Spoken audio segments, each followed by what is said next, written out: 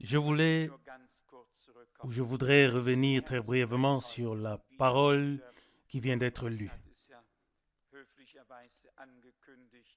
Qui a le cœur qui brûle maintenant? Il y a encore des frères ici. Frère Rousse l'a annoncé. Nous voulons vraiment faire en sorte que les frères dont le cœur brûle puissent donner un bref témoignage. Pour qui est-ce que le week-end dernier a été une bénédiction? Quoi qu'il en soit, nous voulons que tous se sentent libres. Nous ne pouvons pas tous prêcher, mais nous pouvons tous donner un témoignage. Je reviens très brièvement sur le passage qui a été lu. Et je dois vous avouer honnêtement que bien que je devais sortir de la maison à 6 heures ce matin, la valise n'était pas encore prête. Et aujourd'hui, j'ai dû aussi rédiger une lettre circulaire en anglais. Et on peut difficilement imaginer tout ce qui m'attend les prochains jours. Mais la nuit est assez longue pour pouvoir accomplir beaucoup de choses. Comme nous pouvons être joyeux et reconnaissants de ce que nous n'avons pas vécu notre vie pour nous-mêmes, de ce que nous n'avons pas utilisé notre temps pour nous-mêmes, mais pour celui qui nous a aimés, qui signifie tout pour nous. Aujourd'hui, nous avons été brièvement ensemble et nous avons pu nous dire que la parole de Dieu est devenue plus précieuse pour nous que jamais auparavant. Et nous l'avons déjà dit ici, que nous lisons les Saintes Écritures ou que ce soit les prédications, cela devient nouveau. Cela prend vie. On sent que l'on devient une partie du royaume de Dieu. On n'apprend plus seulement ce que Dieu a fait, mais on peut maintenant être témoin de ce qu'il fait. Également, la parole qui a été lue, elle était très très importante et nous devons peut-être tous la retenir pour toujours. Pour toute chose, il y a toujours une bonne et une mauvaise façon de faire. Même pour la confession des péchés, il y a une manière biblique et une manière non biblique. Et si nous lisons attentivement les Saintes Écritures, alors nous voyons qu'il y a une confession qui se fait devant Dieu, dans le secret, et il y a une autre confession quand on est coupable, comme l'a fait Zachée, qui a dit « Là où j'ai trompé, je rendrai 4 fois plus », selon Luc 19, verset 8. Ainsi, il y a ce chemin de Dieu avec son peuple. Une confession est satanique. Elle appartient à l'Église catholique romaine et ne livre pas les hommes à Dieu, mais au diable. Cela doit être dit très clairement. Une confession comme cela se fait dans l'Église catholique romaine. Mais si, comme dans les Actes des Apôtres, les pratiques de sorcellerie ont été commises, et cela publiquement, alors cela doit être dénoncé publiquement. Et pas seulement cela, il faut même rassembler les livres de magie et les brûler dans un grand feu. Tout doit être fait dans le respect de l'ordre biblique. Et alors, la bénédiction de Dieu reposera sur la chose. David a dit, « J'ai t'ai confessé mon péché et tu m'as pardonné. » Psaume 32, verset 5. Et Dieu pardonne totalement et entièrement. Et au fond, nous nous sommes rendus coupables envers Dieu en transgressant sa parole. Amen, c'est vrai. Et nous connaissons celui qui a pris sur lui nos péchés et nos péchés à tous et qui nous a et qui a été fait pour nous, qui a été fait péché pour nous. Nous connaissons celui qui a pris sur lui nos péchés et qui a été fait péché pour nous, afin que nous devenions en lui justice de Dieu. Ce sont des vérités bibliques et des faits que nous pouvons accepter dans la foi. Et si un homme, comme je l'ai déjà dit ici, si un homme travaille toute sa vie à son salut et recommence sans cesse, alors quand veut-il arrêter? Sur le lit de mort, il se rendra compte que tout ce qu'il a fait pendant toute sa vie a été vain. Dans la vie, il faut reconnaître par la grâce de Dieu, par la révélation divine, que Christ est mort pour nous alors que nous étions encore des pécheurs, selon Romains 5, verset 6. Et qu'en lui, nous avons été justifiés devant Dieu une fois pour toutes. Amen. Car ce qu'il a appelé, il les a aussi justifiés. Est-ce que c'est écrit comme ça dans Romains 8? Dans ma Bible, c'est écrit comme ça. Romains 8, verset 30. Pouvons-nous le croire? Et qu'est-ce que Frère Branham a dit? Justifié signifie être placé devant la face de Dieu comme si rien n'avait jamais eu lieu. Avons-nous compris cela? Placé devant la face de Dieu comme si rien n'avait jamais eu lieu. Oui, il a tout ôté. Et nous devons l'accepter dans la foi. Mais ça aussi, comme la révélation de Jésus-Christ, la révélation des sceaux et tout ce qui est dans le royaume de Dieu, tout cela est fondé sur la révélation. Quiconque voit Jésus à la croix, dans la foi, est sauvé à l'instant même. Mais cela doit devenir pour cette personne une révélation vivante de Dieu qui se présente devant lui comme un fait divin et pénètre en lui. Amen.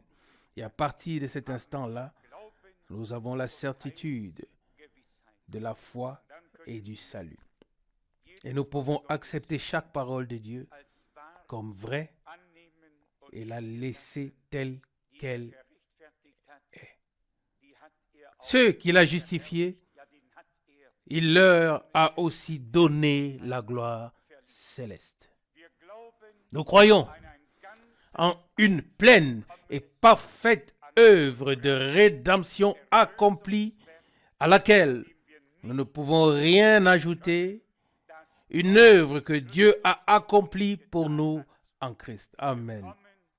Nous venons et nous l'acceptons. Et cela nous incline profondément devant la face de Dieu, de ce que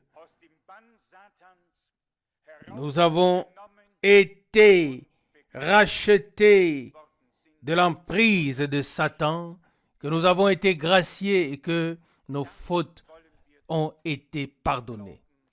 C'est ce que nous voulons croire par la grâce de Dieu.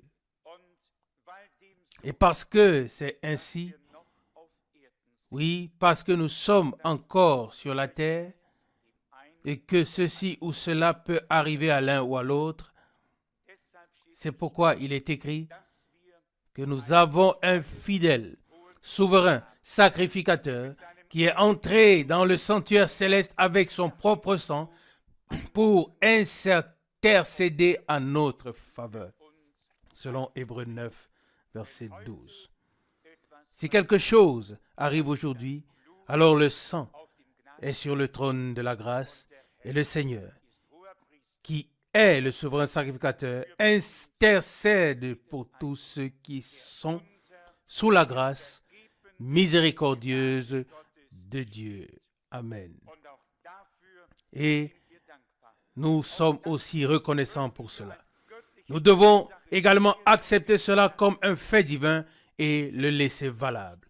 Si nous ne le faisons pas, alors nous sommes dans l'incrédulité et nous déshonorons Dieu, car nous ne pouvons pas accepter ce qu'il a accompli pour nous. Remercions-le pour l'œuvre qu'il a accomplie. Je voudrais lire 2 passages du livre scellé. Comme je l'ai dit, nous l'attendons tous. C'est un sujet que nous aborderons, si Dieu le veut, vers la fin de l'année. Tout doit être parfaitement clair. Ici, il s'agit de ce que le frère Branham a dit, à savoir, nous croyons en accord avec la parole de Dieu qu'à la fin de l'ère pentecôtiste, que Dieu m'aide, afin que ce soir, je puisse vous le montrer.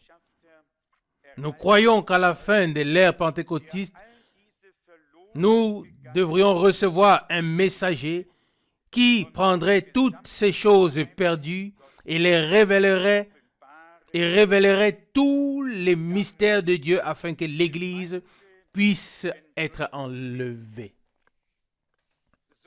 Jusqu'ici, c'est totalement clair. Il n'y a aucun doute là-dessus. Nous croyons de tout notre cœur que Dieu fera quelque chose dans l'Église épouse. Oui, qu'il fera lui-même quelque chose par laquelle nous recevrons la dernière chose dont nous avons besoin pour monter dans la gloire. Personne ne s'y oppose. Au contraire, nous l'attendons.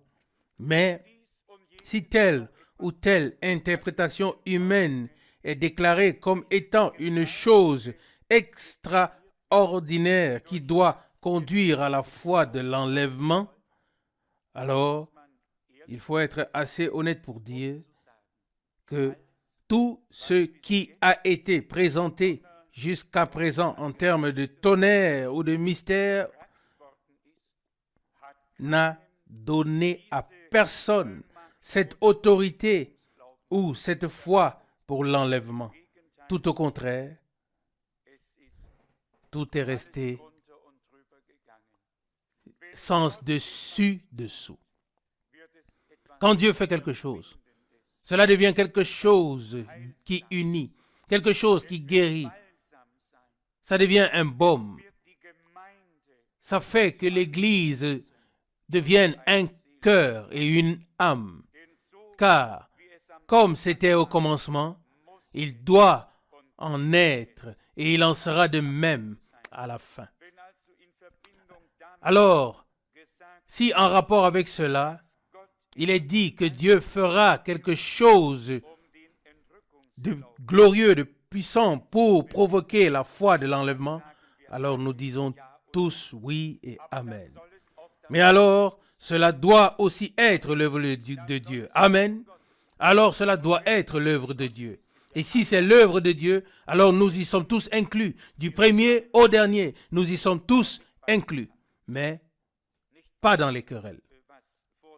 Pas dans ce qui se passe actuellement. Non, nous voulons être du nombre quand Dieu le fera. Et vous voyez bien qu'il s'agit alors de la foi de l'enlèvement. Il s'agit du rassemblement de l'épouse et de la manifestation de la foi de l'enlèvement.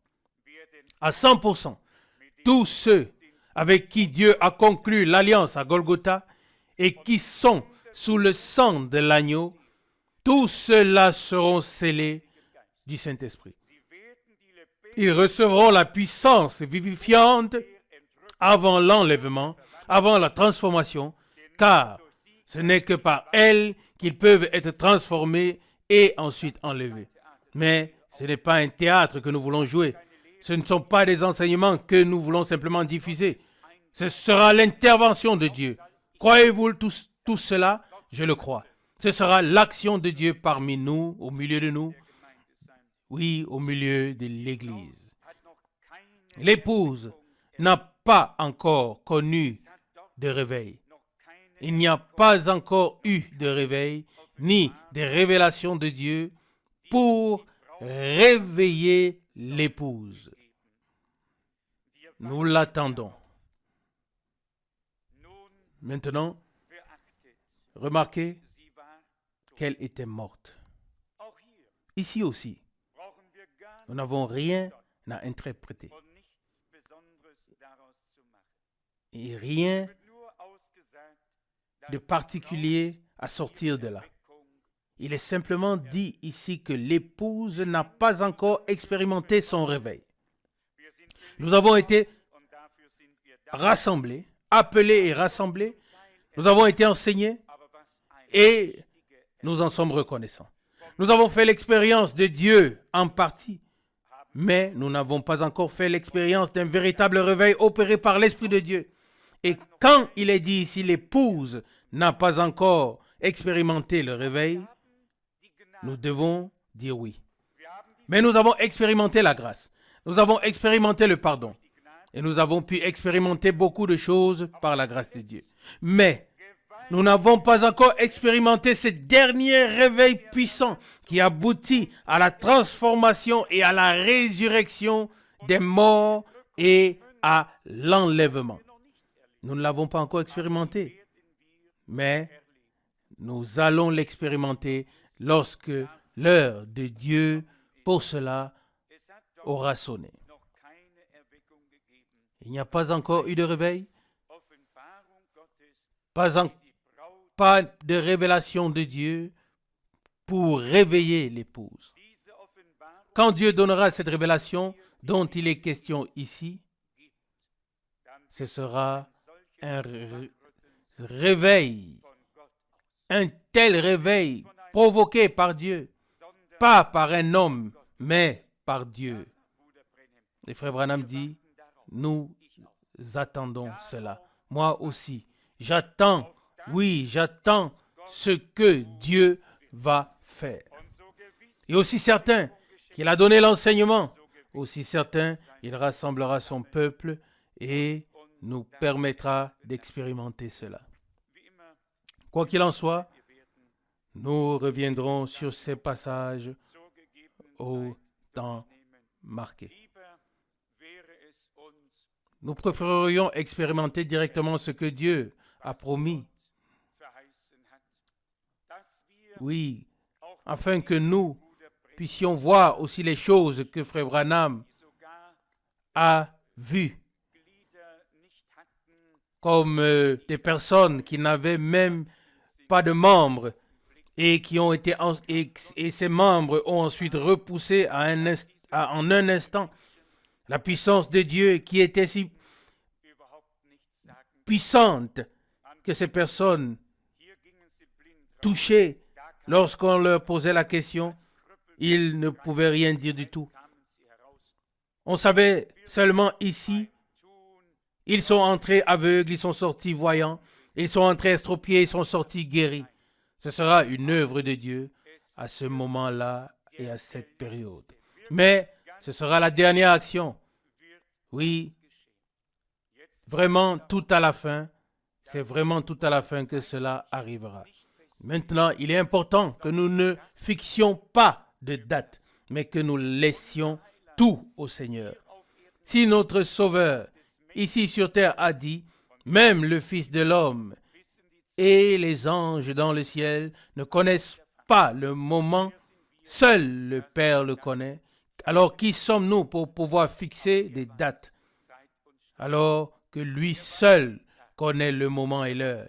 Il connaît le jour, il connaît tout et ça nous suffit.